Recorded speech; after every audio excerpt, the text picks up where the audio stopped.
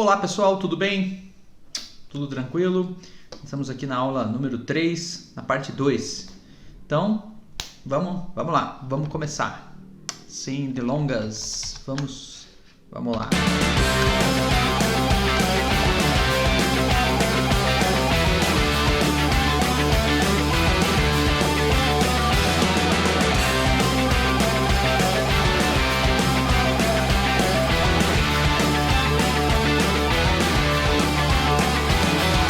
Eu continuo falando um pouco de função C, só que com alguns detalhezinhos a mais aqui para a gente complementar o nosso conhecimento, tá? É o seguinte, então para a gente entender o que é isso, só vou aqui trocar aqui para a gente ver aqui, ó. Na aula passada a gente viu função C, então a gente vai procurar assimilar um pouco mais, porque não é uma função tão fácil assim que você já está sabendo fazer rapidão, então a gente precisa de mais tempo. Tá? Vamos treinar um pouquinho com um pouquinho mais de sofisticação. Então a gente vai incluir algumas coisinhas a mais aí, além de tentar assimilar melhor a função C, tá bom? Então vamos lá. Mais sofisticação. O que será que eu quero dizer com isso? Será que vai complicar ainda mais? Pois é, sempre complica um pouquinho, né? Mas é o seguinte, algumas coisas que a gente consegue fazer com a função C. A função Z é muito versátil, né? Então é preciso treinar mais, assimilar, para a gente ver todo o potencial que dá para fazer com C. Por exemplo, dá para fazer, na época da Copa do Mundo, né? Tem lá uma planilha com os resultados para testar se a pessoa... Bolão, né? O famoso bolão. Dá para fazer isso aí com a função C? Dá para fazer com a função C. Muita coisa dá para fazer com a função C, né? É muito interessante, mas a gente tem que treinar um pouco, né? Bom, que mais? Por exemplo, como faríamos uma fórmula para uma função para dar desconto se a soma de uma lista de compra é maior do que determinado valor? Então, eu posso fazer isso usando uma função dentro da função. Uma função soma dentro da função C. Então, veja como ficaria, por exemplo, nesse caso aqui, ó, nesse desenho, lá na célula C7. Né? Até para você ver, eu vou fazer isso agora aqui para você usando o Excel. Então, vou passar aqui, ó, já deixei meio pronto, né? Aqui para você ver. Então, vamos lá, não é essa planilha. Essa planilha aqui, ó. Tá vendo? Descrição, não é essa aqui também. Essa daqui, ó. Então, por exemplo, tá aqui, ó. Eu comprei banana, maçã, pera e eu quero dar um desconto se a soma desses valores for maior que 100, eu dou um desconto. Então como é que eu faço isso? Função C. Aí eu tenho que usar uma função dentro da função aqui, ó. Eu tenho que fazer uma soma. Tá chovendo aqui, tá? Esse barulho é de chuva na janela aqui. Uma função de soma. Seleciono esses três valores, ele vai somar os três valores e eu quero saber se essa soma é maior que 100. Se ela for maior que 100, então olha o que eu vou ter que fazer. Eu vou ter que pegar essa soma, fazer ela de novo. Olha só, às vezes complica um pouquinho. E vou subtrair o quê? Um desconto em cima dessa soma. Então eu tenho que usar ela soma de novo. Relaxa, tudo faz parte.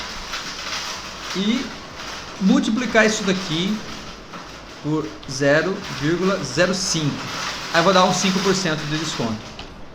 Caso contrário, não vou dar desconto. Então eu tenho que colocar soma de novo.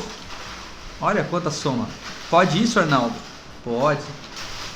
Fechou aqui, ó. Aqui tá um pouquinho ruinzinho de enxergar, mas eu vou finalizar aqui. Olha lá, deu 175,75. Esse valor está com desconto, porque a soma total disso aqui passou de 100. Né? Então, se você quiser saber mais claramente como é que ficou isso aqui, vou voltar para você aqui, ó. Tá aqui, ó. Olha lá. Ficou desse jeito aí, ó. Se soma C3 até C5 for maior que 100, então a soma C3 C5 menos soma C3 C5 vezes 0,05. Se não, soma C3 até o C5. É isso aí. Eu vou dar uma pausa aqui porque tá chovendo muito. Então, é isso. Né? Ficou essa fórmula aí, então, um pouco cheia de soma, mas é isso aí mesmo.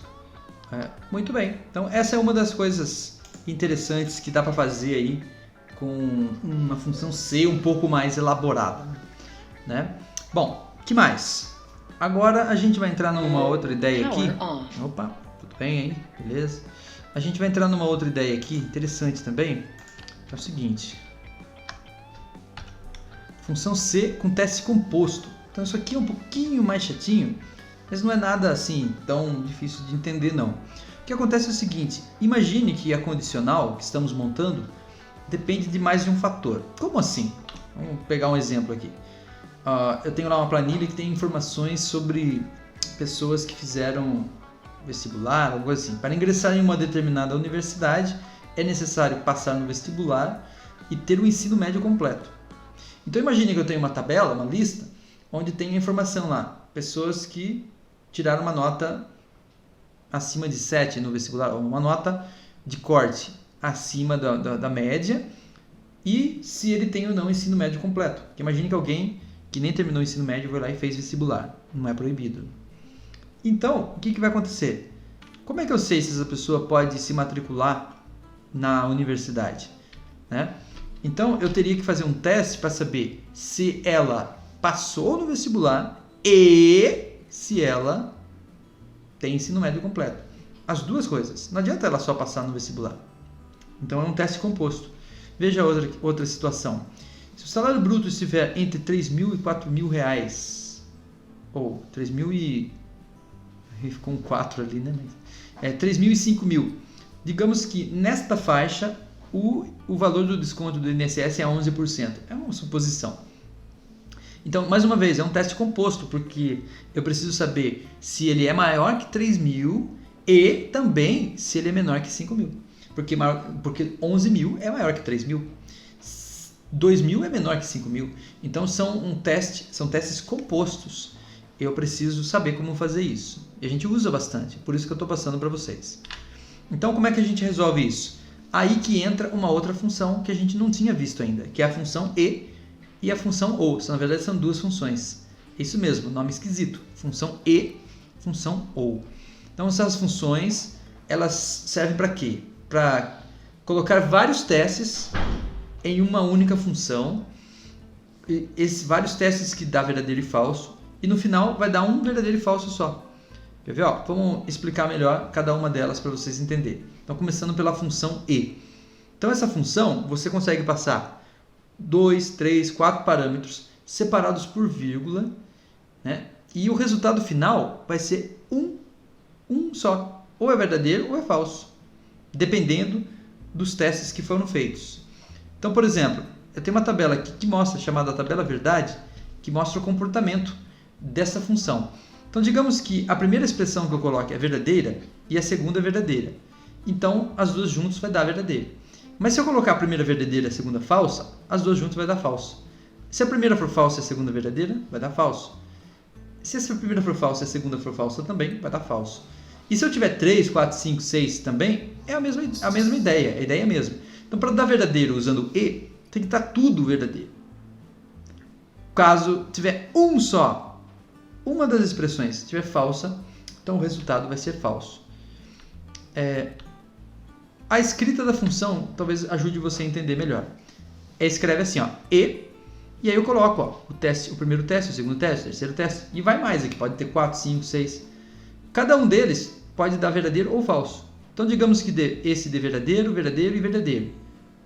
Vai dar verdadeiro. E se esse der verdadeiro e esse der falso e esse der verdadeiro? Então vai dar falso, porque para a letra E, todos teriam que dar verdadeiro para o resultado ser verdadeiro no final. É simples assim. Então, normalmente a gente usa ele junto com a função C. Então, algo parecido com isso. C. E dentro do C, os testes. Ao invés de um teste, eu consigo multiplicar para 3, 4, 5 testes, como você está vendo aí. E a função OU? A mesma coisa. A função OU tem a mesma ideia, só que a lógica é diferente. Então, essa função também permite passar 2, 3, 4, 5 parâmetros separados por vírgula, e o resultado final é verdadeiro Veja só, agora que vem a mudança. Se apenas um dos testes dos parâmetros for verdadeiro. Então, essa tabela mostra isso. Ó. Por exemplo, o primeiro é verdadeiro e o segundo também. Vai dar verdadeiro. O primeiro é verdadeiro e o segundo é falso. Ainda assim vai dar verdadeiro. O primeiro é falso e o segundo é verdadeiro. Vai dar verdadeiro. O primeiro é falso, o segundo é falso. Aí sim vai dar falso. Então, para ou, se tiver um só verdadeiro, já dá verdadeiro. Se o primeiro for falso, o segundo for falso, o terceiro for falso, o quarto for falso, o quinto for falso e o sexto for verdadeiro, vai dar verdadeiro. Então, essa aqui é a ideia. Essa é a diferença entre ou e e. A escrita é a mesma coisa. Ou, e aí eu coloco os testes. Se aparecer umzinho aqui, verdadeiro, o conjunto é verdadeiro. Então, mesma coisa, ele é usado junto dentro da função C, como você está vendo aí. Algumas observações antes de a gente ver isso aqui na prática. Quando eu devo usar e ou ou? E ou ou, é até difícil de falar, né? Quando usar e ou ou? Bom, essa é a pergunta fundamental. Mas essa pergunta precisa de um certo treino, uma certa lógica de raciocínio e pensamento. Muitos conseguem raciocinar facilmente, outros têm um pouquinho mais de dificuldade, mas é simples. Depende do raciocínio lógico. Por exemplo, para entrar na faculdade, olha, geralmente a gente monta a frase falando para a gente entender. Para entrar na faculdade precisa passar no vestibular e ter ensino médio completo. Olha lá, a própria letra ali está ajudando a gente a entender. As duas expressões teriam que dar verdadeiro para o resultado final ser verdadeiro. Então aí eu entendo que eu tenho que usar a função e. Em outra situação, para sacar FGTS, por exemplo, a pessoa tem que ser demitida ou se aposentar. Então não é necessário as duas coisas ao mesmo tempo. Ela não precisa ao mesmo tempo se aposentar e ser demitida. Basta uma das duas situações para que ela consiga sacar. É só uma situação hipotética. Então é a própria frase, a própria pergunta que você faz que vai definir se você vai usar e ou se você vai usar ou. Certo? Então é isso. Esta aula está finalizando, só recomendando aqui os próximos passos, que são o seguinte: ver os exercícios resolvidos. Temos 2 exercícios resolvidos agora. Próximo vídeo, assista os exercícios resolvidos para ver um pouco mais disso na prática. E para a próxima aula, aula número 4, nós vamos estudar as funções proc-v e soma-c. Será que acabou tudo que eu tinha para falar sobre função C? Infelizmente não. Mas nós vamos deixar para uma outra ocasião falar, por exemplo, de como usar um C dentro do outro, para casos onde eu preciso de mais testes. Esse é um assunto bem interessante, mas não vai dar tempo nesse momento. Então a gente fica para uma outra ocasião, para um vídeo extra aí, quem sabe. Tá? Por enquanto, a gente vai chegando ao fim por aqui. Valeu? Assista os exercícios, por favor, os exercícios resolvidos, que você vai achar interessante, e depois a gente se vê. Até!